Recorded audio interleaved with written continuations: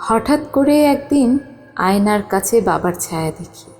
নিজেকে নয়, বাবার পুরনো শার্ট এখন আমার শরীরে স্বচ্ছন্দ। যেন শার্টটা জানে এই গন্ধটা এখন আমারও।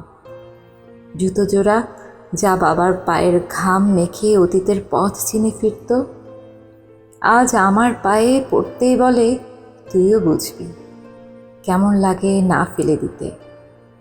বুঝি কেন বাবা ছেঁড়া কলারের পাশে গামছা রাখত।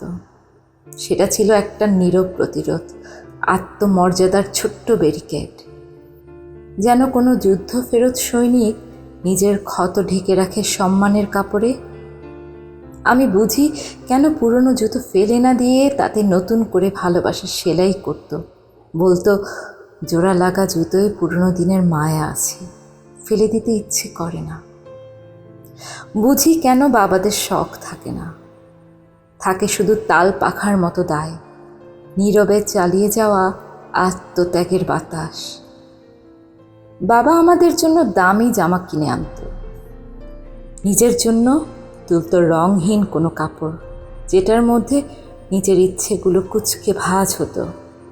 সে হাসত না, কারণ তার হাসি ছিল চিন্তার চুলকানিতে ঢাকা এক শূন্যতা। বাবা ভোরে ঘর ছাড়ত যখন আকাশের চোখও ঠিক মতো খুলত না, আর ফিরত তখন যখন রাত নিজের ক্লান্তি মেঝেতে বিছিয়ে দিত।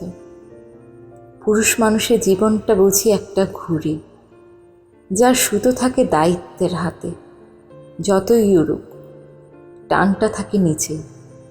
নিজের জন্য জমিয়ে রাখা শখগুলো একসময় পুরনো ট্রাঙ্কে জমা ধুলো হয়ে যায়, আর থেকে যায় শুধু কিছু নিঃশব্দ উত্তরাধিকার।